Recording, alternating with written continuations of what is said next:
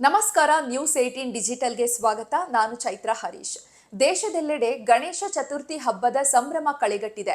ರಾಜ್ಯದಲ್ಲೂ ಗೌರಿ ಗಣೇಶನನ್ನ ಬರಮಾಡಿಕೊಳ್ಳೋದಕ್ಕೆ ಎಲ್ಲರೂ ತುದಿಗಾಲಿನಲ್ಲಿ ನಿಂತಿದ್ದಾರೆ.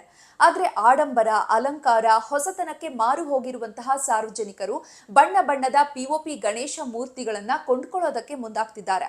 ಆದ್ರೆ ಈ ಪಿಒಪಿ ಗಣೇಶ ಮೂರ್ತಿಗಳಿಗೆ ನಿಷೇಧ ಏರಲಾಗಿದೆ. ಇದು ಕಾನೂನು ಬಾಹಿರವಾಗಿದೆ. ಯಾವೆಲ್ಲ ಕಾಯ್ದೆಗಳಿದೆ, ಏನೆಲ್ಲ ಶಿಕ್ಷೆಗಳನ್ನ ವಿಧಿಸಲಾಗುತ್ತೆ, ಈ ಪಿಒಪಿ ಗಣೇಶ ಮೂರ್ತಿಗಳನ್ನ ಯಾಕೆ ನಿಷೇಧ ಮಾಡಿದ್ದಾರೆ, ಇದರಿಂದ ಪರಿಸರದ ಮೇಲಾಗುವಂತಹ ಪರಿಣಾಮಗಳೇನು, ಗಣೇಶ ಪ್ರತಿಷ್ಠಾಪನೆ ಮತ್ತು ವಿಸರ್ಜನೆಗೆ ಈ ಒಂದು ಕಾರ್ಯಕ್ರಮಕ್ಕೆ ಸರ್ಕಾರ ಕೈಗೊಂಡಿರುವಂತಹ ಕ್ರಮಗಳೇನು, ಬಿಬಿಎಂಪಿಯಿಂದ ಯಾವೆಲ್ಲ ಸೌಲಭ್ಯಗಳನ್ನ ಮಾಡಲಾಗಿದೆ, ಈ ಕುರಿತು ಸಂಪೂರ್ಣ ಮಾಹಿತಿಯನ್ನ ಇವತ್ತಿನ ಡಿಜಿಟಲ್ ಕಂಟೆಂಟ್ ನಲ್ಲಿ ನೋಡ್ತಾ ಹೋಗೋಣ. ಆದ್ರೆ ನೀವಿನ್ನು ನ್ಯೂಸ್ 18 ಸಬ್ಸ್ಕ್ರೈಬ್ ಮಾಡಿಲ್ಲ ಅಂದ್ರೆ ಲೈಕ್ ಮಾಡಿ, ಶೇರ್ ಮಾಡಿ, ಸಬ್ಸ್ಕ್ರೈಬ್ ಮಾಡಿ. ನಾವು ಸಡಗರದಿಂದ ಬರಮಾಡಿಕೊಳ್ಳುವಂತಹ ಗಣಪ ಪರಿಸರ ಸ್ನೇಹಿಯಾಗಿರ್ಬೇಕೇ ಹೊರತು ಪರಿಸರಕ್ಕೆ ಮಾರಕವಾಗಿರಬಾರ್ದು.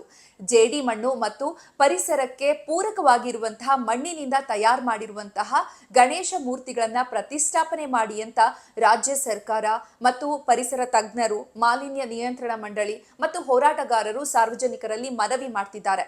ಆದ್ರೂ ಕೂಡ ಬಣ್ಣ ಬಣ್ಣದ ಗಣೇಶ ಮೂರ್ತಿಗಳ ಸಂಖ್ಯೆ ಕರ್ನಾಟಕದಲ್ಲಿ ಮಾರಾಟದ ಸಂಖ್ಯೆ ಹೆಚ್ಚಾಗ್ತಾನೆ ಇದೆ. ಮತ್ತು ಗಣೇಶ ಸಮಿತಿ, ಸಾರ್ವಜನಿಕವಾಗಿ ಗಣೇಶ ಪ್ರತಿಷ್ಠಾಪನೆಯನ್ನ ಮಾಡುವಂತಹ ಸಮಿತಿಗಳೇನಿದೆ, ಇದು ಈಗಾಗಲೇ ದೊಡ್ಡ ದೊಡ್ಡ ಪ್ರಮಾಣದ ಪಿಒಪಿ ಗಣೇಶ ಮೂರ್ತಿಗಳನ್ನ ಕೊಂಡ್ಕೊಳ್ಳೋದಕ್ಕೆ ಈಗಾಗಲೇ ನೋಂದಣಿಯನ್ನ ಕೂಡ ಮಾಡ್ಕೊಂಡಿದೆ.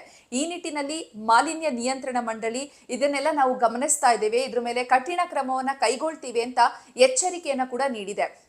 ಅದಲ್ಲದೆ ಪ್ರತಿ ವರ್ಷ ಮಹಾರಾಷ್ಟ್ರದ ಸೋಲಾಪುರದಿಂದ ಸಾಕಷ್ಟು ಸಂಖ್ಯೆಯಲ್ಲಿ ಸಾವಿರಾರು ಪಿಒಪಿ ಗಣೇಶ ಮೂರ್ತಿಗಳು ಕರ್ನಾಟಕಕ್ಕೆ ಬರ್ತಾ ಇದೆ. ಹೀಗಾಗಿ ಸರ್ಕಾರ ಕೂಡ ಇದ್ರ ಮೇಲೆ ಕಣ್ಣಿಟ್ಟಿದ್ದು ಕರ್ನಾಟಕದ ಗಡಿ ಭಾಗದಲ್ಲಿ, ಗಡಿ ಪ್ರದೇಶ ಏನಿದೆ, ಇಲ್ಲೆಲ್ಲ ಕಟ್ಟೆಚ್ಚರವನ್ನ ವಹಿಸಲಾಗಿದೆ. ಆದ್ರೂ ಕೂಡ ಈಗೊಂದು ಪಿಒಪಿ ಗಣೇಶ ಮೂರ್ತಿಗಳ ಮಾರಾಟ ಹೆಚ್ಚಾಗಿ ನಡೀತಾ ಇದೆ. ಈ ನಿಟ್ಟಿನಲ್ಲಿ ಪೊಲೀಸರು, ಅಗ್ನಿಶಾಮಕ ದಳ, ಪರಿಸರ ಅಧಿಕಾರಿಗಳು ಸೇರಿದಂತೆ ಈ ಎಲ್ಲ ಇಲಾಖೆಗಳಿಗೆ ಸಂಬಂಧಿಸಿದಂತೆ 8 ಅಧಿಕಾರಿಗಳು ಈಗಾಗಲೇ ಕಾರ್ಯಾಚರಣೆಯ ತಂಡದಲ್ಲಿದ್ದಾರೆ. ಜಿಲ್ಲೆಗಳಲ್ಲಿ ಈ ತಂಡಗಳ ಜೊತೆಗೆ ಎಸ್ಪಿಗಳು ಸಮನ್ವಯವನ್ನ ಸಾಧಿಸುತ್ತಿದ್ದಾರೆ. ಬೆಂಗಳೂರು ಸೇರಿದಂತೆ ರಾಜ್ಯದ ವಿವಿಧೆಡೆ ಈಗಾಗಲೇ ಸಾವಿರಾರು ಪಿಒಪಿ ವಿಗ್ರಹಗಳನ್ನ ಜಪ್ತಿ ಮಾಡಲಾಗಿದೆ ಅಂತ ಮಾಲಿನ್ಯ ನಿಯಂತ್ರಣ ಮಂಡಳಿಯ ಮೂಲಗಳು ತಿಳಿಸಿವೆ. ಮತ್ತು ಈ ಪಿಒಪಿ ಗಣೇಶ ಮೂರ್ತಿಗಳನ್ನ ಯಾಕೆ ನಿಷೇಧ ಮಾಡಲಾಗಿದೆ, ಇದರಲ್ಲೆಲ್ಲ ಯಾವೆಲ್ಲ ರೀತಿಯ ರಾಸಾಯನಿಕ ಅಂಶಗಳಿದೆ, ಇದು ಯಾವ ರೀತಿ ಪರಿಸರಕ್ಕೆ ಮತ್ತು ಮಾನವನ ದೇಹದ ಮೇಲೆ ಪರಿಣಾಮವನ್ನ ಬೀರುತ್ತೆ ಅಂತ ನೋಡೋದಾದ್ರೆ, ಪಿಒಪಿ ಗಣೇಶ ವಿಗ್ರಹವನ್ನ ಹಾನಿಕಾರಕ ರಾಸಾಯನಿಕಗಳಾದಂತಹ ಜಿಪ್ಸಮ್ ಮತ್ತು ಸಲ್ಫರ್, ರಂಜಕ, ಮೆಗ್ನೀಷಿಯಂ, ಪಾದರಸ, ಸೀಸ ಮತ್ತು ಕ್ಯಾಡ್ಮಿಯಂ, ಕಾರ್ಬನ್ ಮತ್ತು ಆರ್ಸೆನಿಕ್ ಮತ್ತು ಮರ್ಕ್ಯೂರಿ, ಸೀಸ, ಜಿಂಕ್ ಮತ್ತೆ ಕಾಪರ್ ಸೇರಿದಂತೆ ಇನ್ನಿತರ ವಸ್ತುಗಳಿಂದ ತಯಾರು ಮಾಡಲಾಗುತ್ತೆ. ಇದು ನೀರಿನಲ್ಲಿ ಬೇಗ ಕರಗೋದು ಕೂಡ ಇಲ್ಲ. ಇದು ನದಿ, ಕೆರೆ, ಸಮುದ್ರಗಳಿಗೆ ಸೇರಿದ್ರೆ ನೀರು ವಿಷಪೂರಿತವಾಗಿ ಸಾವಿರಾರು ಜಲಚರಗಳು ಕೂಡ ಇದರಿಂದ ಸಾವನ್ನಪ್ತವೆ. ಇನ್ನು ಪಿಒಪಿ ಪರಿಸರ ನಾಶಕ್ಕೆ ಬುನಾದಿಯಾಗಿದೆ ಅನ್ನುವಂಥದ್ದು ಪರಿಸರ ತಜ್ಞರ ವಾದವಾಗಿದೆ. ಹಾಗಾಗಿ ಈ ಒಂದು ಪಿಒಪಿ ಗಣೇಶ ಮೂರ್ತಿಗಳನ್ನ ಬಳಕೆ ಮಾಡಬೇಡಿ ಅಂತ ಪರಿಸರ ತಜ್ಞರು ಸಲಹೆಯನ್ನ ನೀಡ್ತಾ ಇರುವಂತದ್ದು. ಅಲ್ಲದೆ ಈ ಪಿಒಪಿ ಗಣೇಶ ಮೂರ್ತಿಗಳನ್ನ ತಯಾರು ಮಾಡುವವರು ಮತ್ತು ಮಾರಾಟ ಮಾಡುವವರು ಮತ್ತೆ ಇದನ್ನ ಖರೀದಿ ಮಾಡೋರ ಮೇಲೆ ಕಾನೂನು ಕ್ರಮಗಳನ್ನ ಕೂಡ ಕೈಗೊಳ್ಳಲಾಗುತ್ತೆ. ಇದು ಯಾವೆಲ್ಲ ಕಾಯ್ದೆಗಳಲ್ಲಿ ಇದು ಕಾನೂನು ಬಾಹಿರ ಅಂತ ಅನ್ನೋದನ್ನ ನೋಡೋದಾದ್ರೆ, ಪಿಒಪಿ ವಿಗ್ರಹಗಳನ್ನ ನೀರಿನ ಮೂಲಗಳಿಗೆ ವಿಸರ್ಜಿಸೋದು ಜಲ ಕಾಯ್ದೆ 1974ರ ಕಲಂ 24ರ ಉಲ್ಲೇಖ ಆಗಿದೆ.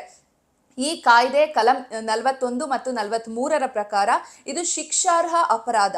ಇದಕ್ಕೆ ದಂಡದೊಂದಿಗೆ ಕನಿಷ್ಠ 1.5 ವರ್ಷ ಹಾಗೂ ಗರಿಷ್ಠ 6 ವರ್ಷಗಳ ಜೈಲು ಶಿಕ್ಷೆಯನ್ನು ಕೂಡ ವಿಧಿಸೋದಕ್ಕೆ ಅವಕಾಶ ಇದೆ. ಪರಿಸರ ಕಾಯ್ದೆ 1986 ಕಲಂ 5ರಡಿ ಪಿಒಪಿ ಘಟಕವನ್ನ ಜಪ್ತಿ ಕೂಡ ಮಾಡಬಹುದಾಗಿದೆ. ಈ ಕಾಯ್ದೆಯ ಕಲಂ 15ರ ಪ್ರಕಾರ ಪಿಒಪಿ ತಯಾರಕರಿಗೆ ಗರಿಷ್ಠ 1 ಲಕ್ಷದವರೆಗೂ ಕೂಡ ದಂಡವನ್ನ ವಿಧಿಸಬಹುದು ಮತ್ತು ಗರಿಷ್ಠ 5 ವರ್ಷದ ಕಾರಾಗೃಹ ಶಿಕ್ಷೆಯನ್ನು ಕೂಡ ವಿಧಿಸೋದಕ್ಕೆ ಈ ಕಾನೂನಿನ ಮೂಲಕ, ಈ ಕಾಯ್ದೆಗಳ ಮೂಲಕ ಅವಕಾಶ ಇದೆ. ಇನ್ನು ಈ ಗಣೇಶ ಮೂರ್ತಿಯ ಪ್ರತಿಷ್ಠಾಪನೆಗೆ ಬಿಬಿಎಂಪಿ ವತಿಯಿಂದ ಕೂಡ ಹಲವು ಸೌಕರ್ಯಗಳನ್ನ ಮಾಡಲಾಗಿದೆ. ಗಣಪತಿ ಮೂರ್ತಿಗಳ ಸ್ಥಾಪನೆ ಮಾಡಿದ ನಂತರ ವಿಸರ್ಜನೆಯನ್ನ ಮಾಡೋದಕ್ಕೆ ಕೂಡ ಮೊಬೈಲ್ ವಾಹನಗಳ ಮೂಲಕ ತಯಾರಿಯನ್ನ ಮಾಡಿದೆ ಬಿಬಿಎಂಪಿ. ಬಿಬಿಎಂಪಿ ವ್ಯಾಪ್ತಿಯಲ್ಲಿ ಗಣೇಶ ಮೂರ್ತಿಗಳ ವಿಸರ್ಜನೆಗೆ 489 ಸಂಚಾರಿ ವಾಹನಗಳು ಅಂದ್ರೆ ಮೊಬೈಲ್ ಟ್ಯಾಂಕ್ನ ವ್ಯವಸ್ಥೆಯನ್ನ ಮಾಡಲಾಗಿದೆ. 41 ಕೆರೆ ಅಂಗಳ ಮತ್ತು ತಾತ್ಕಾಲಿಕ ಕಲ್ಯಾಣಿಗಳ ವ್ಯವಸ್ಥೆಯನ್ನ ಕೂಡ ಮಾಡಿದ್ದಾರೆ. ಗೌರಿ ಗಣೇಶ ಚತುರ್ಥಿ ಹಿನ್ನೆಲೆ ಎಲ್ಲಾ ರೀತಿ ಸಿದ್ಧತೆಗಳನ್ನ ಮಾಡಿಕೊಳ್ಳಲಾಗಿದ್ದು, ಗಣೇಶ ಮೂರ್ತಿಗಳ ಪ್ರತಿಷ್ಠಾಪನೆಗೆ ಅನುಮತಿಯನ್ನ ನೀಡೋದಕ್ಕೆ 75 ಏಕ ಗವಾಕ್ಷಿ ಕೇಂದ್ರಗಳನ್ನ ಕೂಡ ತೆರೆಯಲಾಗಿದೆ. ಪಾಲಿಕೆಯ ಪ್ರತಿಯೊಂದು ವಾರ್ಡ್ನಲ್ಲೂ 489 ತಾತ್ಕಾಲಿಕ ಮೊಬೈಲ್ ಟ್ಯಾಂಕ್ಗಳು ಸಂಚಾರವನ್ನ ಮಾಡುತ್ತೆ. ಗಣೇಶ ಮೂರ್ತಿಗಳ ವಿಸರ್ಜನೆಗೆ ಸಂಬಂಧಪಟ್ಟಂತೆ ಮೇಲ್ವಿಚಾರಣೆ ಹಾಗೂ ಹೆಚ್ಚಿನ ಮಾಹಿತಿಗೆ ಈಗಾಗಲೇ ನೋಡಲ್ ಅಧಿಕಾರಿಗಳನ್ನ ಕೂಡ ನಿಯೋಜನೆ ಮಾಡಲಾಗಿದೆ. ಬಿಬಿಎಂಪಿ ವೆಬ್ಸೈಟ್ಗೆ ಭೇಟಿ ನೀಡಿ ನೋಡಲ್ ಅಧಿಕಾರಿಗಳ ವಿವರವನ್ನ ಕೂಡ ಪಡೆಯಬಹುದಾಗಿದೆ.